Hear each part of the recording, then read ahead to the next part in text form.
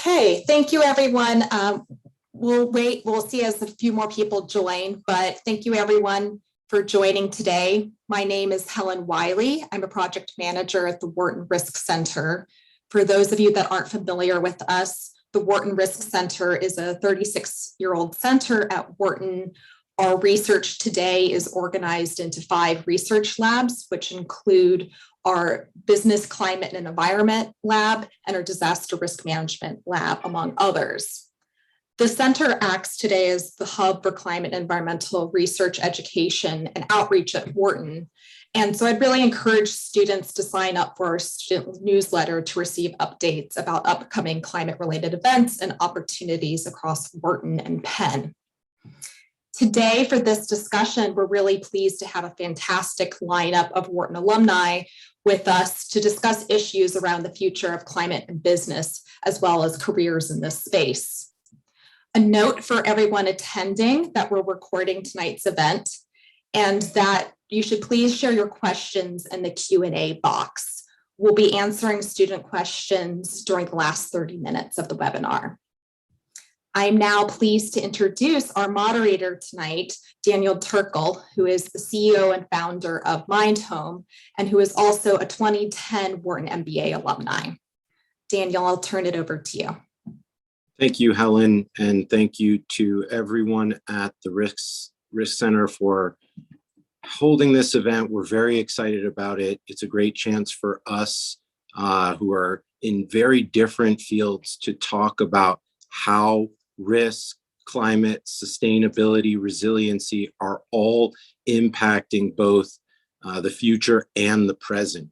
When we look at the past, where we were 10 years ago or 12 years ago now coming up and graduating and looking out at the future, there were so many forces in play that were moving us all in a certain direction that we may not have known it. Here we are again, 10 plus years later, looking at the future and seeing sustainability and climate impacting all of our industries, and we're looking forward to talking to you about it tonight. A little bit about myself, Daniel Turkle, Wharton 2010 Lauder Chinese track as well. You'll notice that's a common theme among the panel here tonight as they introduce themselves. And I have been in the insurance business since I graduated. I actually did my MBA in insurance, so I spent a lot of time with the Risk Center, was very close with some of the professors there, and I spent quite a bit of time in the Insurance Center. And it was amazing to me at the time how big of an overlap there were in those two departments already. And I'm glad to see that that relationship has deepened over the years and continues to provide a great platform for Wharton, everybody, the faculty, professors, and students to make an impact on the future direction of sustainability, climate, and how we finance it. So I worked at Arch Reinsurance for 6 years from 2010 to 2016 as an underwriter, doing both property and casualty. And since then, I've been in InsurTech in a number of different roles, including founding MindHome, which was originally a homeowners insurance startup and has since become a smart home and service home company based on what we were doing in smart home insurance. I can talk about that a little bit more later. And then also, I'm still in the insurance industry. I work for a company called RVI Group, putting together insurance programs and also trying to impact through insurance disaster recovery and disaster resiliency, in addition to the main role of insurance, which is financing disasters. So that's a little bit about me. Again, I'm your moderator here, so that means I'll be asking the questions, at least for the first half here. You'll be asking the questions in the second half. We look forward to those questions. And I'm going to ask all of the panelists here, the other 3, to please introduce themselves, background, graduating class, and your current company, what they're doing, and if you want any other experiences since graduation. So let me send it over to Walter. Great. Thank you, Dan. Good evening, everybody. Thanks for joining today. And thank you to the Wharton Risk Center for having us all on the panel. My name is Walter Zarnecki, also Wharton class of 2010. I've spent much of my career involved in clean energy and geographically involved in Asia. I currently serve as Chief Commercial Officer for a company called Livent, which is actually a Philadelphia-based company. And up until recently, we were the lithium division of FMC, the Philadelphia-based agricultural and chemicals company. I myself am based in Singapore, so it's just after 7 in the morning here. What we do is we provide and produce high-performance lithium material for electric vehicle batteries, as well as other energy storage applications. In addition to the EV market, we also supply various applications to other industrial, healthcare, pharmacological applications as well. And really what's been going on in the EV market recently is that there has been an inflection point in the past several years whereby vehicle makers, battery makers are much more involved in sustainability and the impact that those products have on our environment and how they can help. And so we work directly with Tesla, with BMW, with others in the EV realm, and certainly sustainability is fundamental to our values and the core values of our customers. So very excited to be here for the conversation today. Thank you, Walter. Juan. Hello, everybody. Juan Martinez here. Wharton Lauder, 2010 with these fine gentlemen. Since graduation, I've been working in real estate development and finance in various capacities. At this point, I'm with USA Real Estate. We're an investor manager that manages money from Lifeco, USAA, which is the Armed Forces Banking and insurance company. At this point, we're also raising our own funds to invest in developments and other existing assets. My team invests specifically in real estate, in multifamily development nationwide. And we have plus minus $4 billion in our pipeline, and certainly sustainability is a huge topic, particularly moving into the future. So looking forward to talking a little more about that. Great, thank you, Juan. And if you don't mind, it's just the audio is very slightly difficult, or it feels like a little bit back. So if it's possible to move closer to the microphone as we go through this, please do that. Thank you. And Daniel. Hello, everyone. My name is Daniel Pulido. Since graduating in 2010, and even before that, I've been mostly working in the field of infrastructure finance, so particularly renewable energy projects and transportation projects. I'm currently a senior investment officer with the International Finance Corporation, IFC. And IFC, as you may know, is the private sector arm of the World Bank Group, a multilateral institution, development finance institution. And being part of IFC means basically that I am in charge of providing services to private companies. It could be either financing, advisory, or early stage project developments. My current role focuses on originating these investment opportunities, developing these investment opportunities together or in partnership with private companies. This is what we call early stage project development. And as part of that, in my more recent role right now at IFC, I've been involved in a number of initiatives having to do with electric mobility, e-logistics, and the greening of maritime shipping. It's great to be here. Thank you for the invitation. Thank you, Daniel. And your connection seems just a little bit spotty there. So let's see how it goes. You may want to turn off the video, but you can leave it on for now. I think it should be okay. We'll let you know if it continues to have issues. Okay. And we're going to go right back to you for the first question. And that is, how has, the main idea here, how has climate or sustainability, you can pick your word, how have those principles impacted your business over the last 12 to 24 months. So this time of COVID and just before, and what are you looking at and seeing for the next 2 to 5 years, let's say? How do you anticipate that, or what are you seeing? What are the impacts going to be? And we spoke a couple of weeks ago in preparation for this panel, and I must say I found it fascinating how your group has formed there at the IFC. So could you also just give us a little bit of that background information as well? Go for it.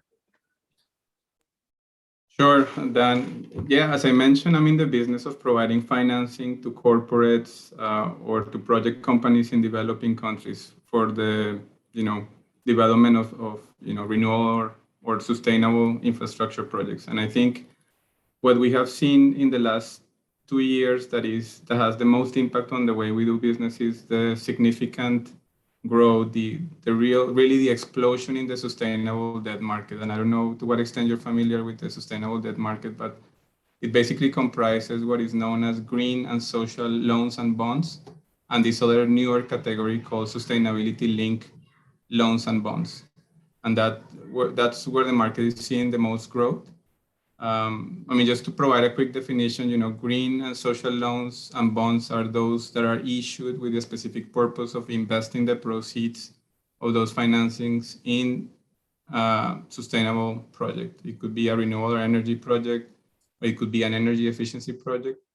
And this other new product that I just mentioned, sustainability link, is different. It's not based on use of proceeds. It's basically, the proceeds of the financing can be used for any purpose or refinancing or for general corporate purposes, as long as the company that is getting that debt, the issuer or the borrower, commits to ambitious sustainability goals and is willing to put their money where their mouth is and agree to attain an indicator, a target, and that is measured using KPIs. So if they attain the KPI, then they get a reduction in the interest rate for the loan or bond. If they don't, in the case of bonds, then they're penalized and they have to pay a higher rate. And that the market there has really exploded in the last couple of years. Sustainability linked bonds issued from January to today are 5 times larger in terms of volume than the entire issuance last year. And for loans, it's about 2 times as large as what we had last year. So really, what that means from our point of view is that we really have to be in that market, and we have to help, developing country companies, corporates, and project companies access that market, because up to now it's been mostly a developed country thing. Most of these issues, 95% of them happen in Europe and the United States, where you have the most sophisticated companies that have sustainability as part of their core objective, but it hasn't really trickled down to developing countries. And because we're not a commercial bank, we just don't do the financing. We really are interested in working with the companies to develop a sustainability strategy, to really work with them on defining the KPIs, benchmarking these companies against best practice. And as part of that, towards the end, once they have, put together all of the pieces, help them with the financing. So I think that is really changing the way we do business, because we don't see ourselves doing other things that sustainability link loans or bonds or green or social bonds. I think that's where the market is going. That is where investor demand is going. I think there is a survey that says like 90% of millennials only want to invest in sustainable finance products. The same with ETFs, that has grown 10 times. In terms of sustainable ETFs, demand for them.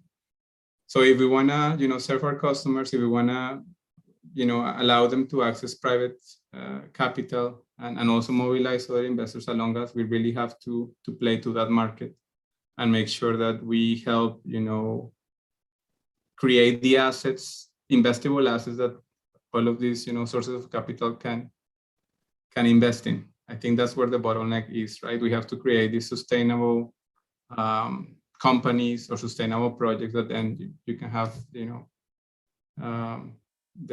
large institutional investors and other banks invest into. So, and that ties into your second question, because I guess my team was created precisely to, rather than to wait for, for the deals to fall on our laps, to have, the big energy companies, Acciona, Engie, or EDF come to us and say, I want to finance this solar park in in Cote d'Ivoire or anywhere in Africa. Rather than doing that, we are partnering up with them to develop the projects from scratch, and also partnering up with the companies to allow them to tap into this market. So I think it's a fundamental shift in the way we do business towards, creating these sustainable infra opportunities. Excellent. Okay, that was fantastic. There's relationships both to what Walter has been working on and Juan. Let's start with Walter. Walter, how would you relate that to your business and your industry? What are you seeing? What have you seen over the last 12 to 24 months, and what are you looking at over the next 5 years or 2 to 5 years? Yeah, well, first I can say that we are part of one of the data points in the trend that Daniel just mentioned, because we issued green bonds in 2020, and we're an American company, so part of that larger group that's accessing that market today, and looking forward to see how that grows in other markets around the world. But sustainability is a core value of Livent's. It's very important to what we have done so far, our success so far in growth, and it's going to be incredibly important as we move forward into the future. How we think about it is in the broadest sense of, we want to be a responsible producer, and that involves metrics of carbon, metrics of water impact, community impact, long-term environmental impact. And so that involves a lot of expert third parties of tracking what we do and how we do it to make sure that we have a least impact as possible. And in terms of how this impacts the business and our customers, we've all seen a lot more announcements and vehicle launches of electric vehicles in the past couple of years. And clearly the question is, well, how sustainable are these vehicles? What is going into them? And that requires going all the way up the supply chain, from not only the vehicle to the battery, to the cathode that goes into it, to the lithium that goes into the cathode. And what is that entire picture in terms of sustainability? So that's more of what's happening in the market from a consumer perspective, and the buyers of electric vehicles are turning to the vehicle makers and saying, well, what is this? What's going on behind this? What's the data with respect to sustainability? Because that obviously reflects directly on the vehicle maker's brand of saying, here's a sustainable vehicle that you can purchase and help the environmental situation. And so, one example that I can share because it's public is that when recently, earlier this year, BMW and Livent announced that we would be working together, and BMW said publicly that sustainability and our sustainability profile is one of the reasons why they chose to work with us in terms of our preferred profile and in terms of those metrics that I just mentioned. And so we're working with them on various initiatives, and also earlier this year set a number of goals for ourselves to continue to meet. So in terms of the cross between business success and sustainability, we as a company are very intertwined. The larger EV supply chain is very intertwined between those two. And so I would only imagine seeing more of that as we go ahead in the years to come. Great. Thank you, Walter. And Juan, over to you. How about, in real estate and development, what has been the impact, and what are you seeing as you look out over the next couple of years? Yeah, sure. Not an easy topic, because real estate is so intertwined in how we live and work and such. I think one of the sort of topics of the day is emissions, and by some estimates, commercial real estate accounts for 35 to 45% of emissions today. So taking that in mind, I think if we break down real estate into 3 topics, I would call it design, construction, financing, and then property management and operations. In the last, I guess, 12 to 24 months, we've certainly seen a lot of consumer demand for environmentally conscious features, solar panels, LED lighting, Energy Star appliances, smart home technology. And, us as investors want to cater to, our consumer. And also, these sorts of features are kind of low-hanging fruit. And we've been incorporating them into our, minimum design standards. And I'd say, from the sort of state and city level, a lot of townships and such are incorporating, these types of items into design or remediation features, as part of their building codes and entitlements. So that's kind of the look back 12 to 24 months. And then the look ahead, I would say, looking at sort of what the current administration is targeting, zero emissions by 2050, solar panels, appliances isn't gonna cut it, for real estate. I think that, moving forward, we're going to see, additional incentives or directives to include, low carbon concrete and steel, or alternative materials that absorb, carbon rather than emit it. And I think that that's going to have, repercussions up and down the supply chain as well. Onshoring, procuring materials that are, in the U.S. or Mexico and Canada versus, sourcing abroad in China. Then moving on to, the financing aspects, in the last 12 to 24 months, I've seen a lot of off-balance sheet financing. So what that means is, a lot of townships and cities are offering, tax credits or reduced building permit or impact fees for you to, for developers to implement certain, remediation standards. Another topic that's been hitting, our industry are these green bonds that Daniel and Walter have already mentioned. So, particularly this year, a lot of REITs have been looking at issuing green bonds to retrofit or upgrade, sort of their existing portfolios with more, green initiatives.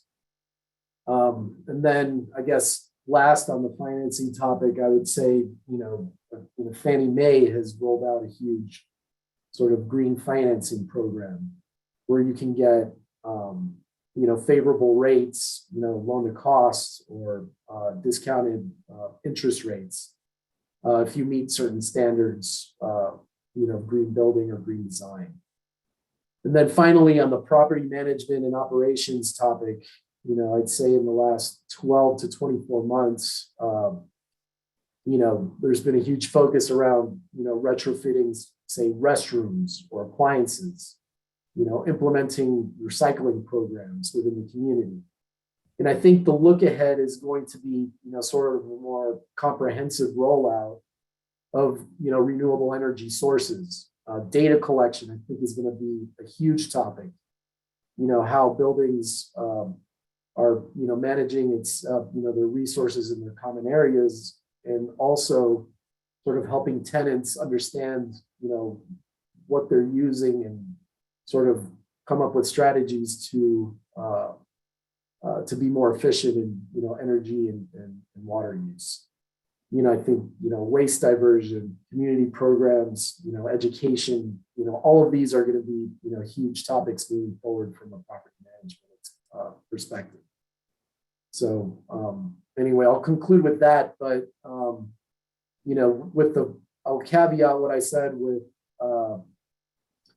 that look ahead is extremely difficult because a lot of these topics have to be implemented at the local level. And also sort of metrics and green building initiatives are extremely fragmented at the time. So I think in the next 5 to 10 years we're gonna see a little more consolidation and perhaps a little more direction moving forward for real estate development and investment. Great, thank you. And I'll say from our industry, from the insurance and insure tech, industry. On the insurance side, we have institutional investment on the investing side of the business, and they also are, I'm seeing more and more targets for them to reach for that investment portfolio. On the operating side, few trends have been in play here. One, this explosion of insurtech and investing from VCs into insurance. So that's had an impact on the number of technology companies that are either starting up in the ecosystem or coming into it from other adjacent industries. And the one major part of that I see all the time on the property and housing side or homeowners insurance side actually is picking up on where Juan was talking about sustainability in the buildings. That has an indirect impact through insurance to give customers lower rates because they'll have lower losses. So it's twofold. One, using some of these new, better, greener materials, they last longer and they come with now built-in, be it smart home or other systems that reduce losses. That has a huge impact for everybody, the consumer themselves or the asset owner saving money, the insurers lower losses, getting to know their customers better. And then for the development for the future, just looking out over the next 2 to 5 years, I see that accelerating the adoption of, especially on property, but we see it in liability and auto, workers' comp, the adoption of very proactive technologies that directly or indirectly lower carbon footprint. So again, just staying with homeowners insurance, a lot of the insurers are switching to remote inspection or claims handling.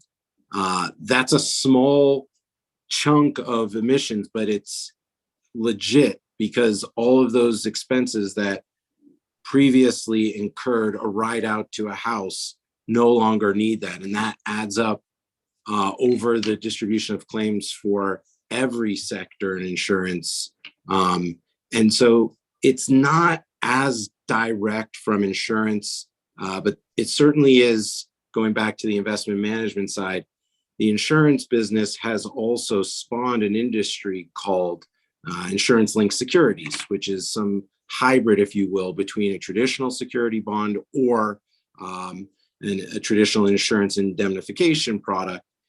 And those are very much focused on catastrophe, both the financing of catastrophe and prevention as well. We're seeing more and more companies that are taking preventative measures because they know that they can lower the costs of that insurance, be it in the bond, the rate on the bond, or the insurance rates that we use to charge customers premiums. So perhaps the least direct coming from the insurance business, but on the climate financing itself, that's where insurance has played a long role. And I see that evolving literally every day. The catastrophe bond market is hitting new highs in terms of dollars, risk finance dollars issued, and this overall insurtech trend, which is bringing so much more technology into insurance right at the time when they can make the most of it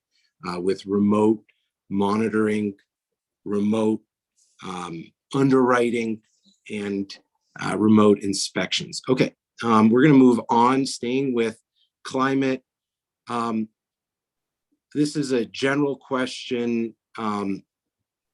What climate-related trends or stories or deals, are there any anecdotes, let me put it that way, from the last year that have stuck out in your mind as landmarks for some of these trends that we're talking about over the next 2 to 5 years? I'm going to stay with myself and just start from the insurance business, then go over to Walter for a moment. I noted one of the things, there are a lot, again, because So many new tools are being used in the insurance industry from InsurTech, but the one that I'm paying the most attention to for climate are models called catastrophe models that are new and that are giving us either an ability to finance products that have traditionally not sold or not sold well, like flood. And the Wharton Risk Center has done a ton on flood and flood insurance and the proliferation of that product in the last year or longer. So I encourage you to check that out. But what I'm going to talk about actually is something that's a little bit closer to me called wildfire. And everything that you've seen in California over the last few years has also been happening right here in Colorado. I'm located in Louisville, Colorado, in between Denver and Boulder. And what has just happened in the last few months is a startup by the name of Zesty AI, zesty.ai, you can check them out, has had a wildfire model approved by the state of California. Now, the state of California is notorious for not approving these types of models. And from an impact perspective, what it's going to enable us to do in the business is more finely tune our pricing of that wildfire risk, but more importantly, attract more capital to finance that at a time when capital is fleeing California because of this adverse loss experience over the last few years. And then what you'll see, again, indirectly, but this will start to happen. And you're already seeing it actually with USAA and their competitor Mercury. Discounts will start coming to the homeowners so that when they themselves proactively take preventative measures, they're going to see it in the reduced premiums.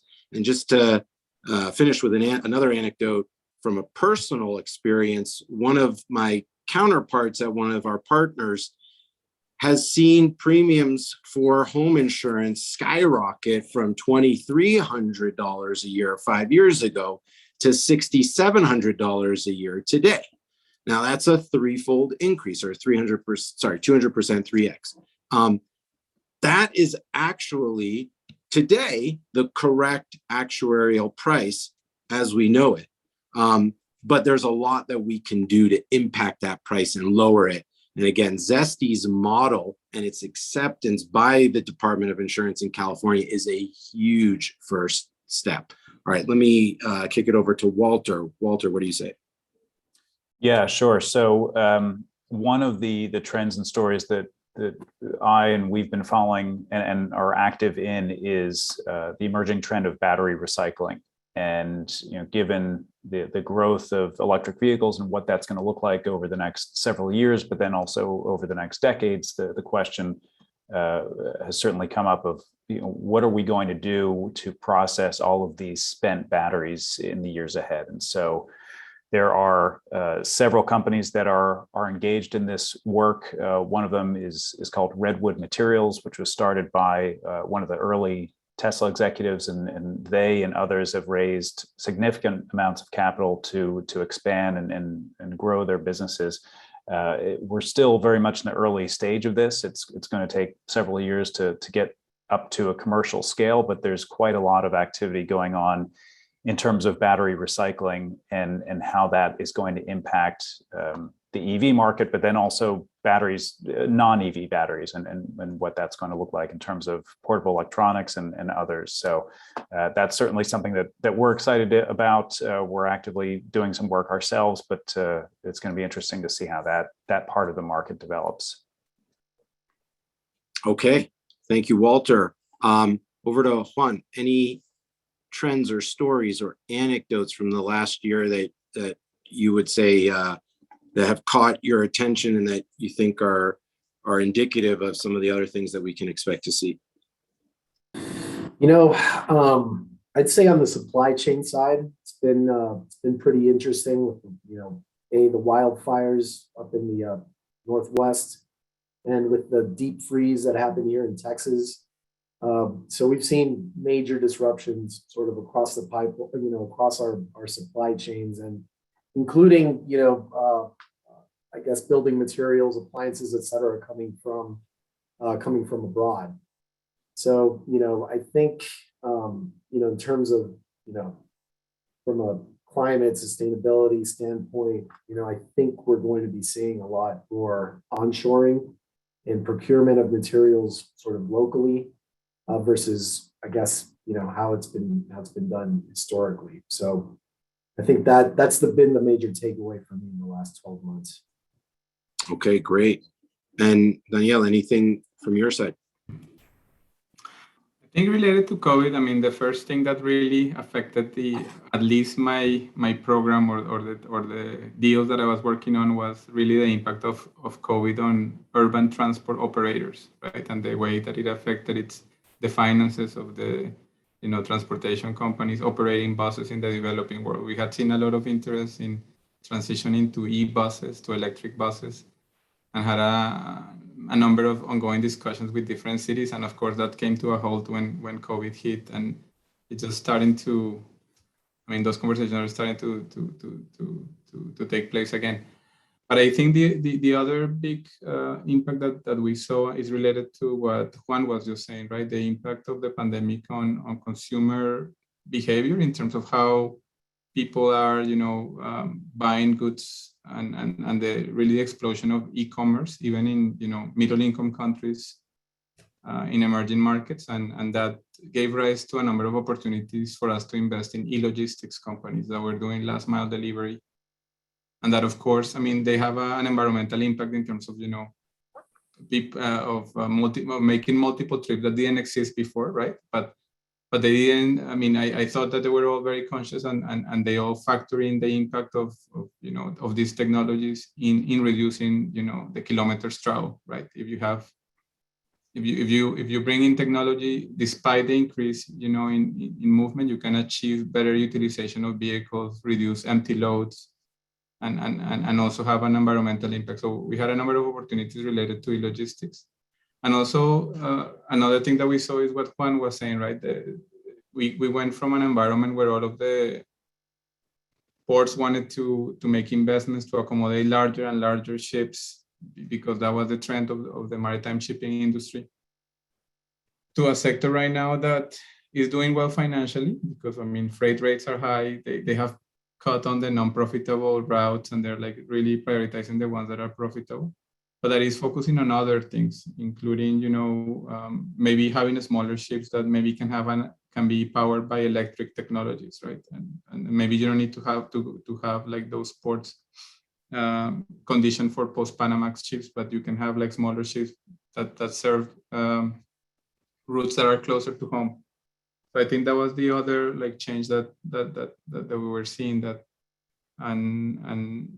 but I think it has had a big impact in logistics, and we're seeing a lot of activity in that sector. Okay, great. Thank you for that. The next question, we've got two more questions, one about policy and two just more career advice. So we'll start with policy. We just saw the infrastructure bill pass, but unfortunately it didn't have the Build Back Better program. And though that there is still hope for that, I think a lot of us are certainly hopeful, and that the government's mission right here in the US to support forward-thinking initiatives and fund them is still alive. I think the passing of the bill itself was amazing. Even what was passed, I was impressed by. So the question though is, we've got a global panel here, right? Walter, you're in Singapore. Juan, you're here in the US, and Danielle, you're though in the US investing abroad. What have you seen from a policy perspective, or a comment on the US, but I'm particularly interested in what's going on around the world. And actually, Walter, perhaps from your vantage point in Singapore, you could talk about either Asia, anywhere in Asia or Singapore. But let me start with Juan first, here in the US, or if you're investing abroad also. Anything from a policy perspective that you're seeing that's climate related and also impacting real estate development? What are you seeing? Yeah, for sure. So, again, as you said, the infrastructure bills super massive. So, we're looking at, what that's going to, I guess, do for, real estate in the future. That being, it appears there's a couple $100 billion that's going to be invested in, infrastructure, roads, highways, et cetera. A passenger rail, I think, is an interesting topic. And then also, charging stations. And going back to, passenger rail, we love to invest in transit, oriented, developments or TODs. But, more from a personal, perspective, I'd love to see, fast, high-speed rail cars, things that are implemented abroad that frankly should, exist here. These sorts of things take a lot of time, but, we'll be tracking, sort of those investments and seeing where they're going to be deployed.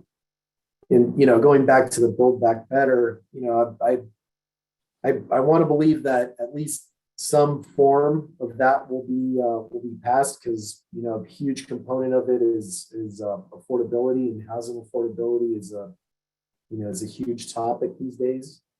So we'll want to sort of track and see how that gets implemented. And personally, I this is just my opinion. I think that we're going to see a lot of I guess incentives for green building intertwined into that affordability. But again, it has to be more at the I guess at the local level.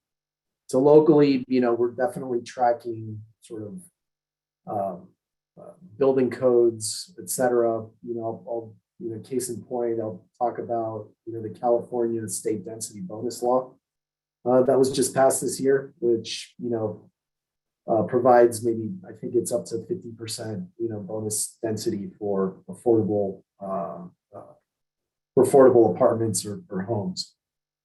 I think that we're going to see some variations of that, probably mostly tied to green building and being able to achieve more density through those sorts of initiatives. Another sort of interesting trend that I've seen in New York was the carbon challenge, and sort of these public-private partnerships that the city is trying to launch within the private sector to retrofit buildings, et cetera, to lower, I guess, carbon emissions in New York. So anyway, long-winded answer there. We're tracking things really at the local level, but it's pretty exciting to see sort of, the investment initiative very high up. Thank you, Juan. And over to Asia and Walter. Is there anything you're seeing right there in Singapore, perhaps in China, Japan, Korea? Anything you can tell us about from a policy perspective? Yeah, I think the biggest piece is a point going back to what Juan said earlier about supply chains and regional supply chains and the development, the needed development there, and what's going to drive that is policy in large part. If you look at the EV supply chain today, it's complex, it's expensive, it's carbon intensive because it's all one supply chain. It's very complicated to move goods and components all over the world. And as we think about coupling that with the growth of EVs and what will be needed in the future, and just one data point to share with everybody to give some perspective.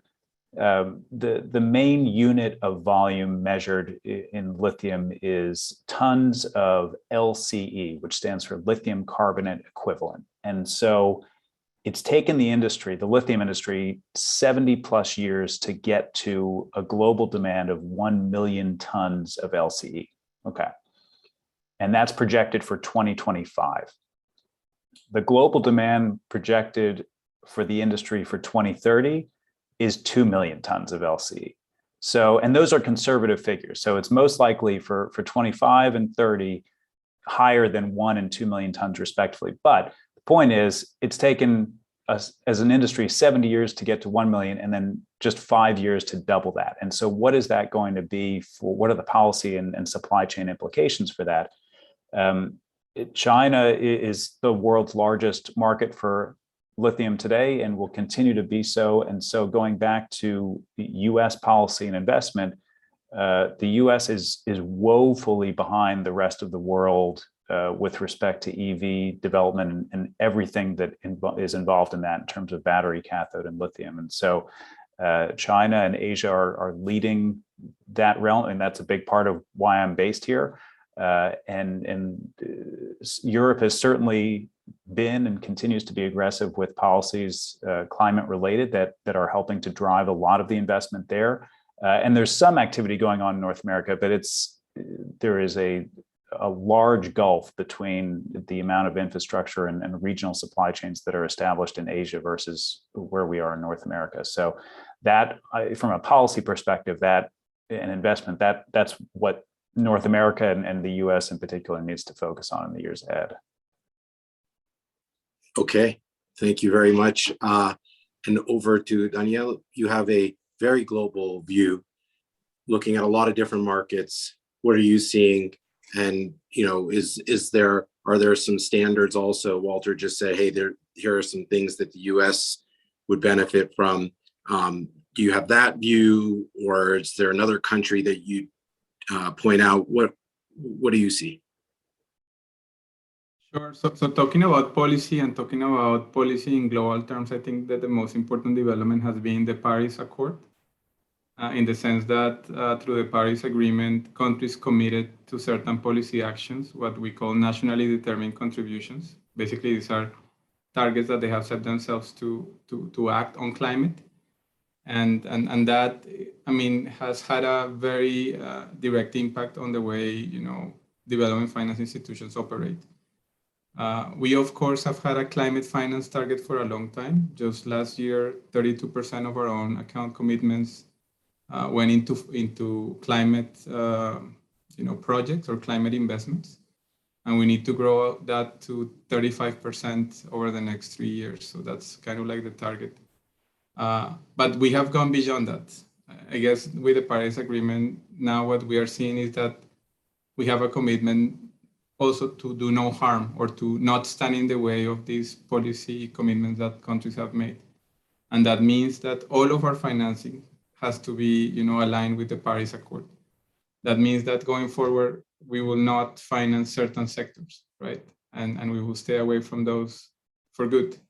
And that means that any new projects or investment that we take on have to be aligned with the Paris Agreement on two fundamental dimensions: mitigation and also adaptation. So that is a big change for us. And I think you will start seeing that more and more in terms of, you know, financial institutions simply, you know, making a commitment not to do business in certain sectors. So that is, to me, is a pretty big change that was driven by policy.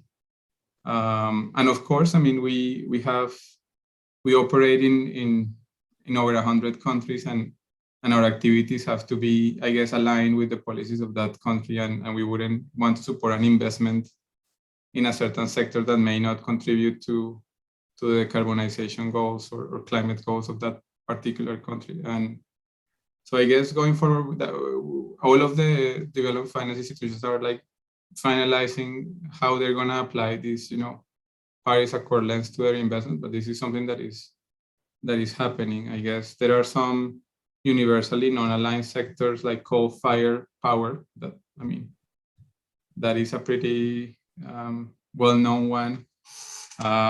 So that one, certainly we won't be doing more of that. So yeah, that I think is a big change in terms of policy. And I think, I mean, you also saw a lot of, you know, policy announcements coming out of, you know, COP26, although, I mean, most of those announcements were really more by private sector entities. I think that this time around, it was a lot of more commitments on the private sector side than on the government side.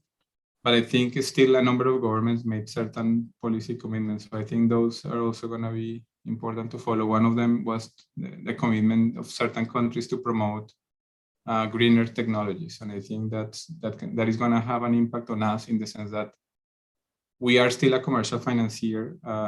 We promote, the greening of infrastructure, but we will only finance technologies that are commercially proven, right?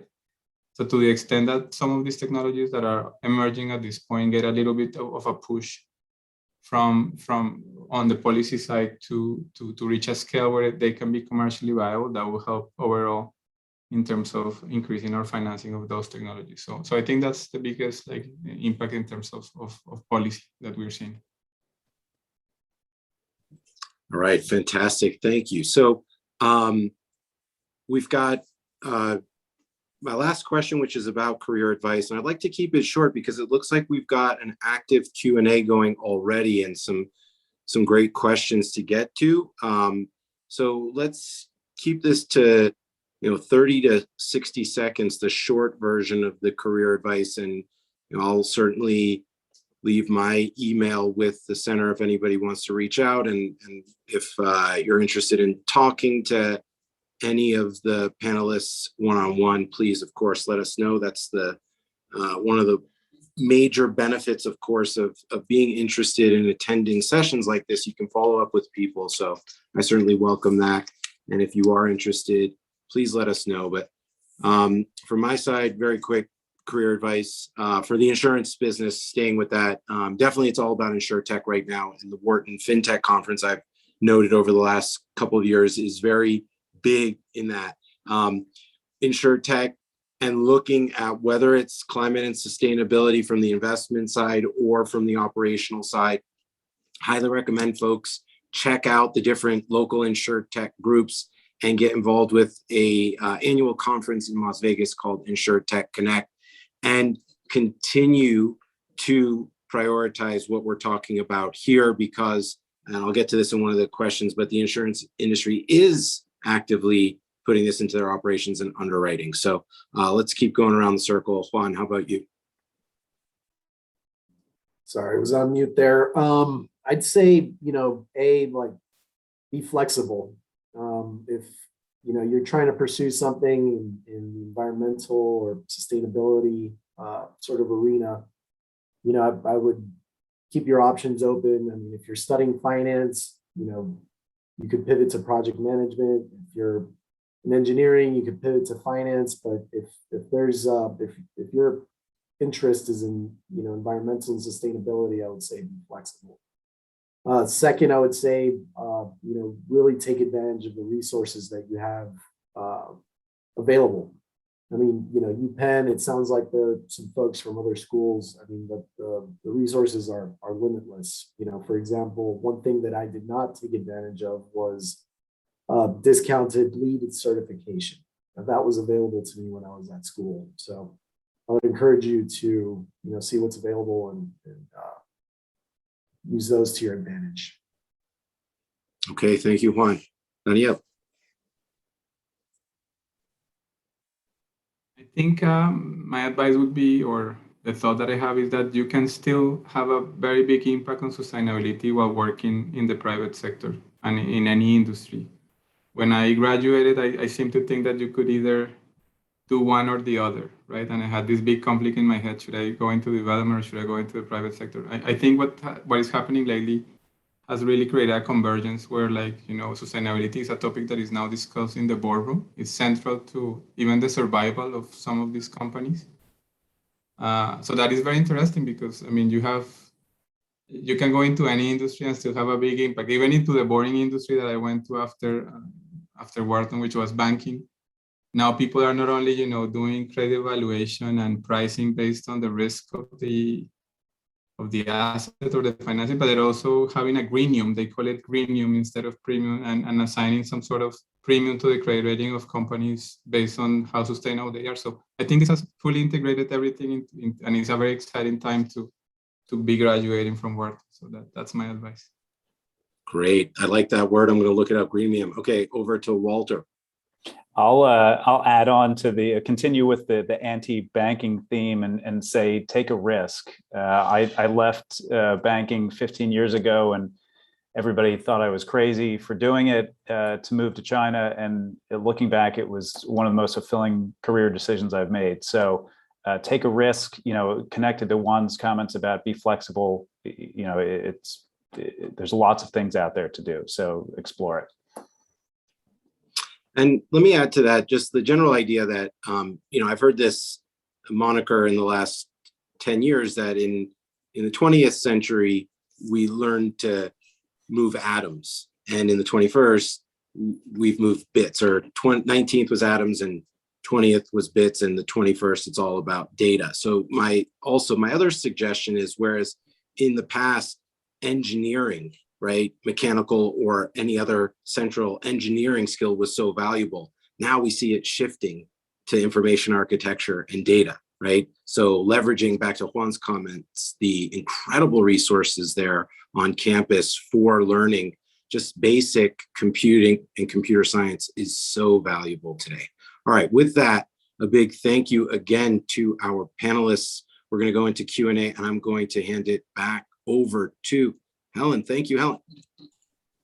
Yes, thank you everyone so much for all of your very insightful comments, and to Daniel Turkle as well for moderating the first part.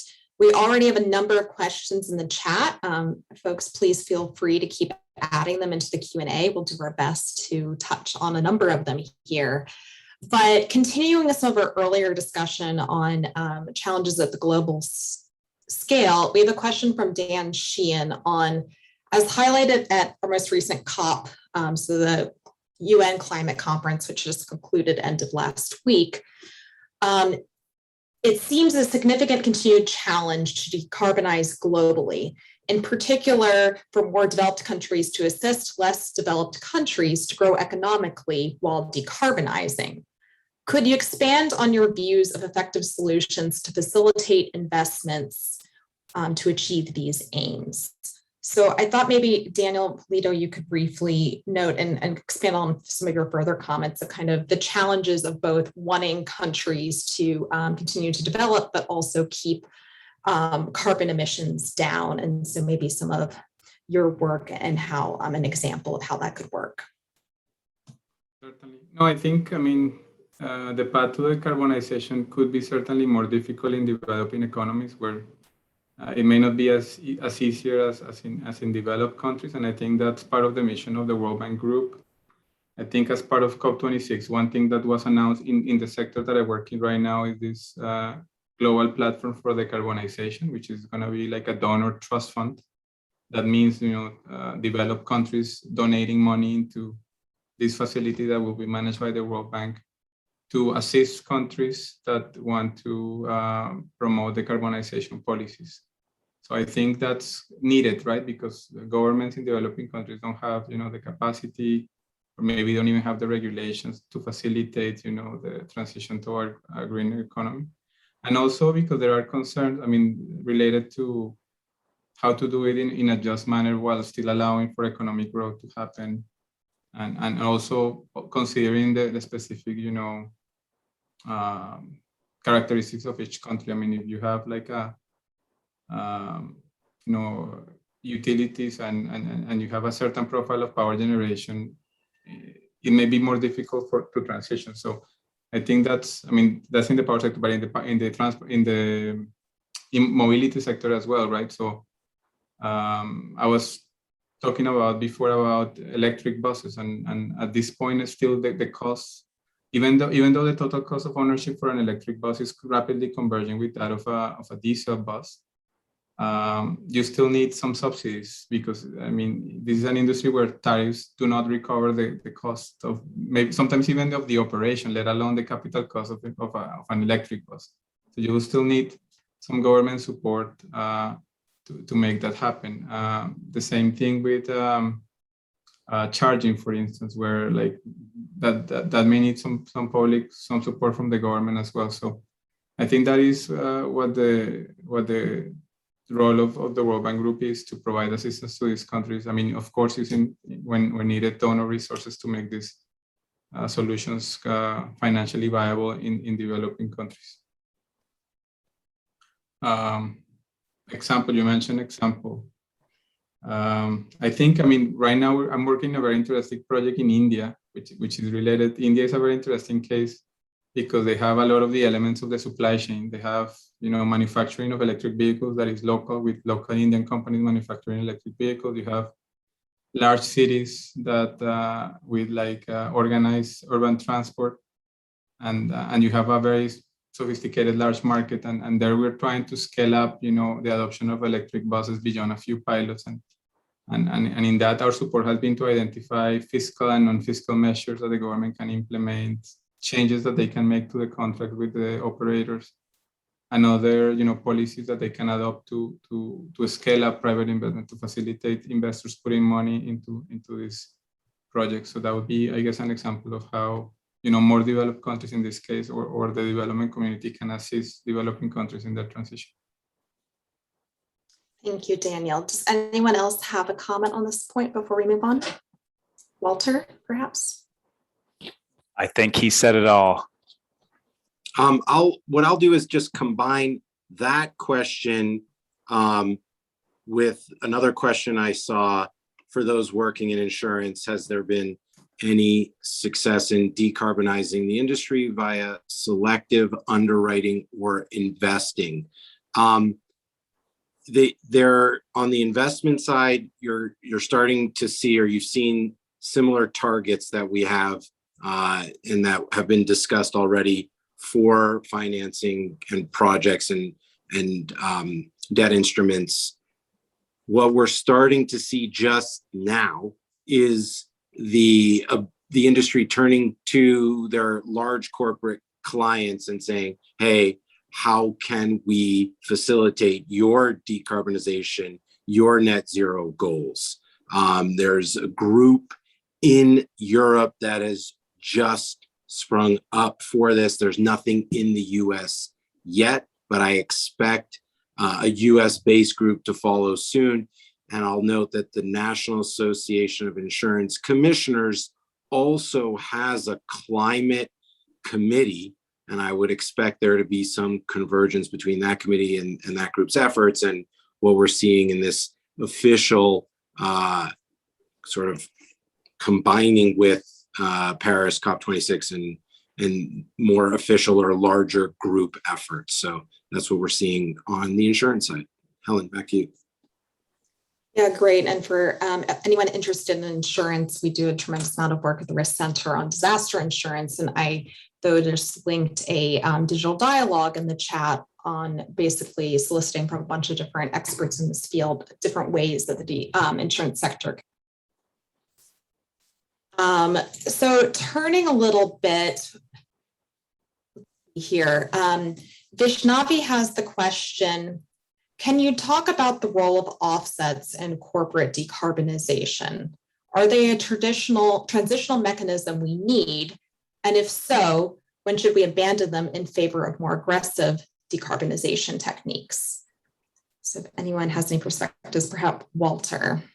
Yeah, I have a few comments on that. I think they have, as the question states, they have worked or proven to be effective in terms of a transition, and the goal needs to be moving away from them and really coming up with specific organic ways that organizations and companies can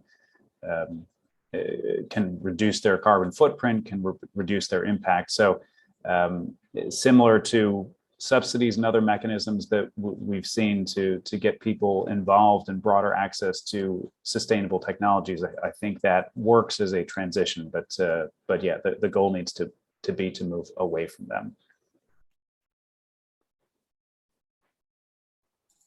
Anyone else have any comments on that point? I'll just say that I've noted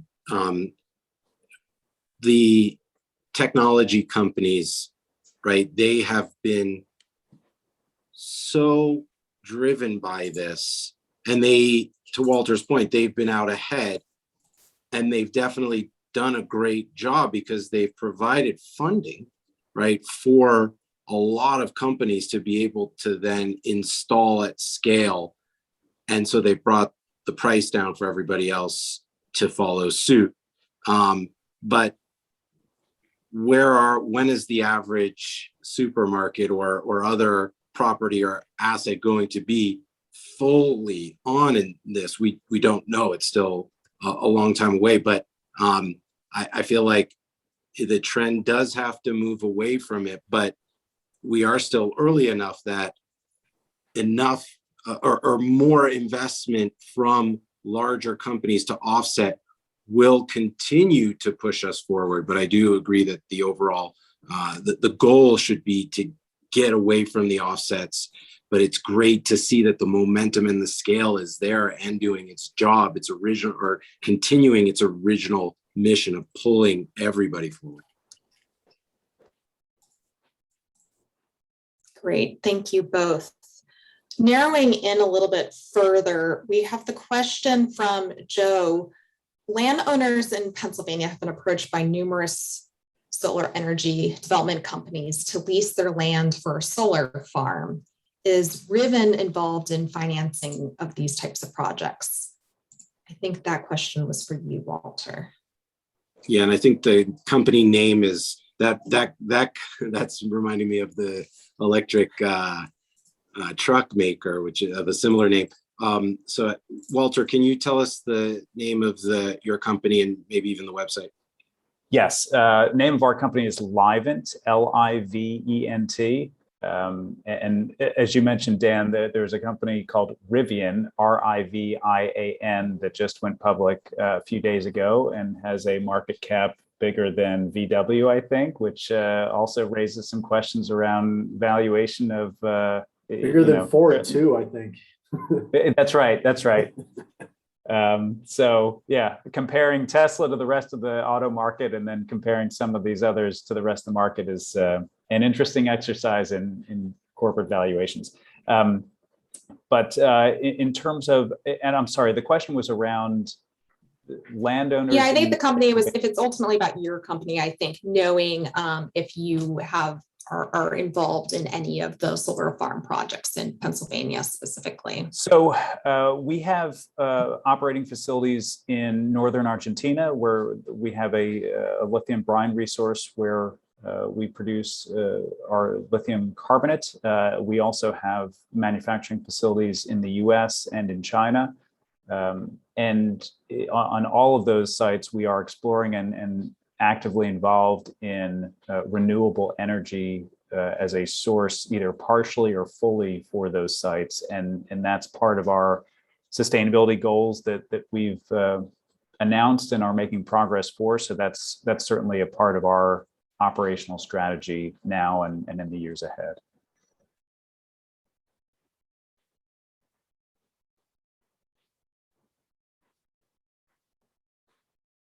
I think you're on mute, Helen.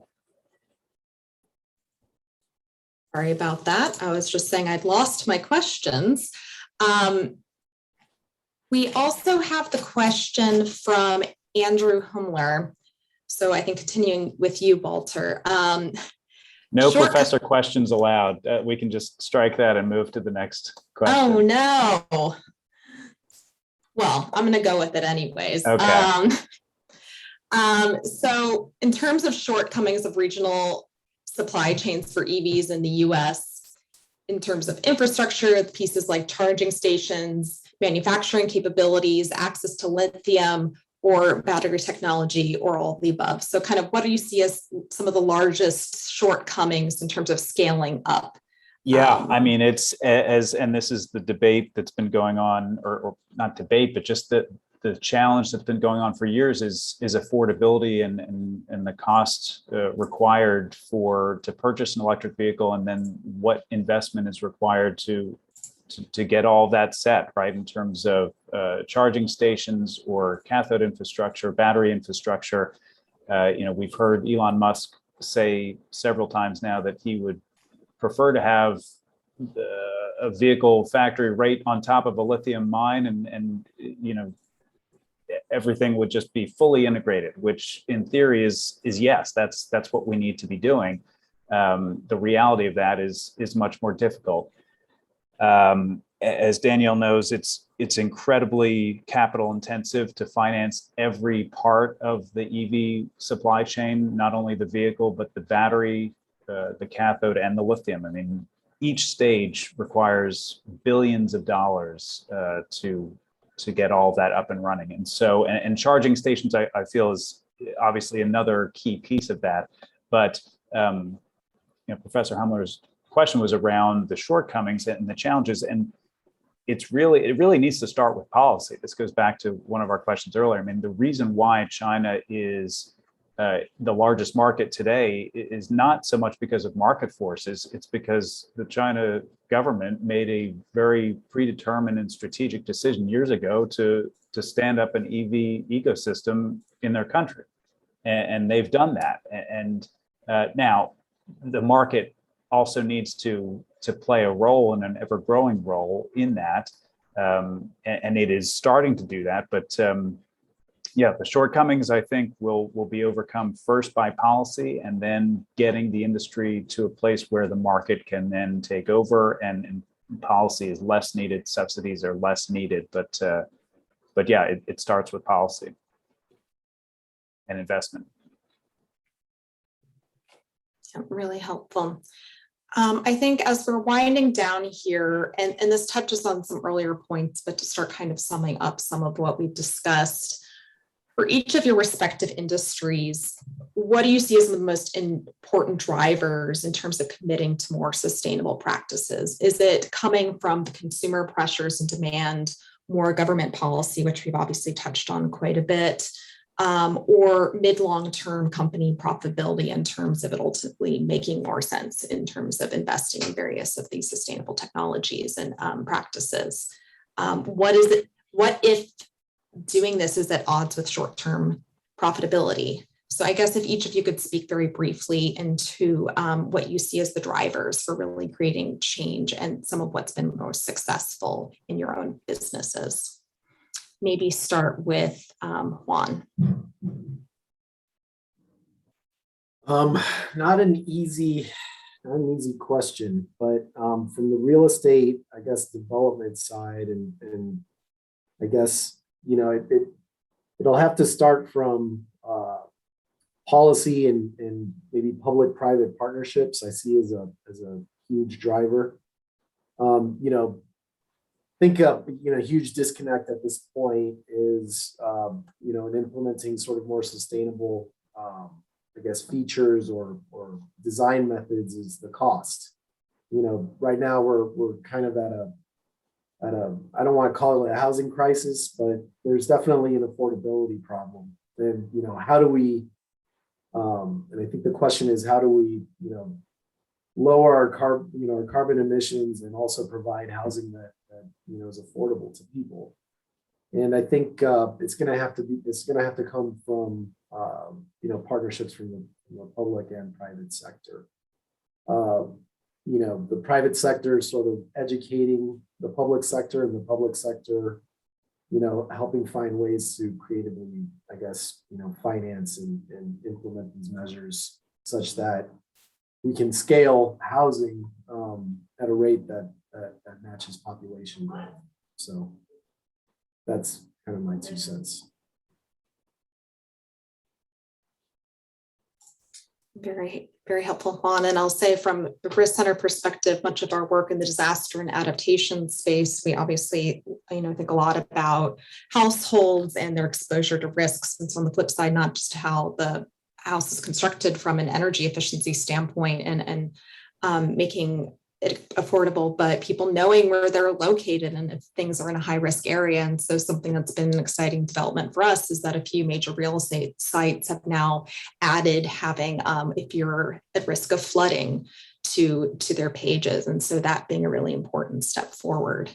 I thought maybe Daniel Turkle, if you had any thoughts on this point as well. Yeah, thanks. What I'll say is, the insurance industry is driven by the regulators in every state in the US. In other countries, it's by country. So getting the NAIC, the commissioners, and on the capital side, the ratings companies, right? So certainly traditional ratings companies like the S&Ps, they also look at the insurance business, but there's really a fundamental difference. There's a company called AM Best, and they have a capital adequacy ratio score, and they have just started now to put innovation into the calculation of that score.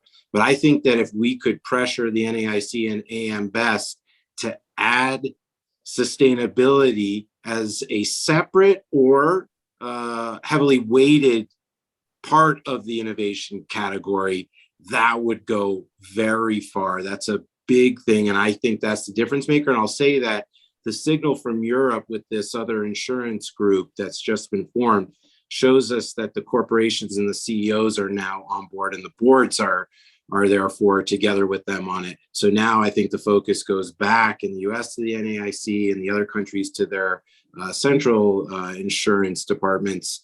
And then really for me, it's about getting the rating companies to put more of this into their algorithm or their formula. Great, thank you. Walter?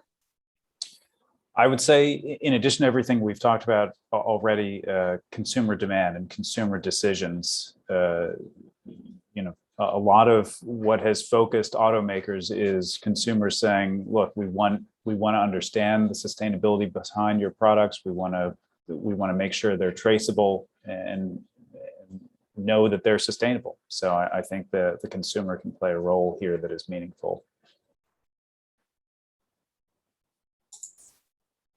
Yeah, and then Daniel Pulido, in terms of the IFC helping to signal to the partners it works with, can you explain a little bit more how some of those mechanisms can work? Sure. So of course we are a DFI, an international development finance institution, and our shareholders are the governments who are the owners of the World Bank Group. So of course we respond to the policy decisions of our owners, of our shareholders. But we don't do this only because our shareholders want us to do it. We also think it's the way that the world is heading to, and it's also good for the businesses, for the private businesses in the emerging markets that we support.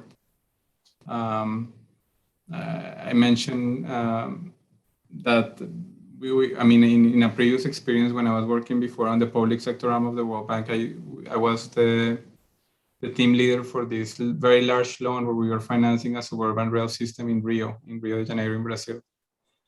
And it was very evident for them, that climate change adaptation was critical for profitability, because they could see the financial impact of having even a very small flood affecting, a commuter rail that had over 600,000 passengers per day, and the impact that could have on their profitability. So I think companies are now aware of that. So to the extent that we support private companies, they understand that. So I guess the profit, the policy interests are aligned.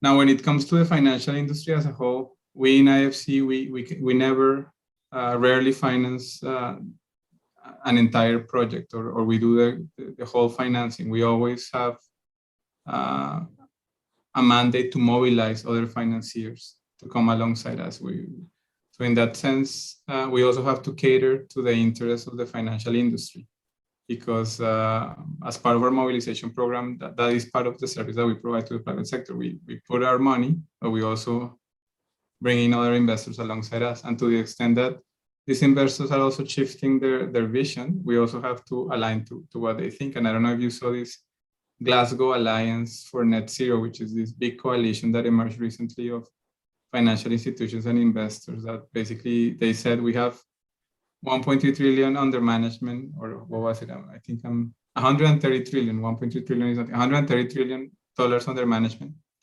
to finance, the movement towards net zero. So I guess we also have to cater to them and to their interest in investing in this type of.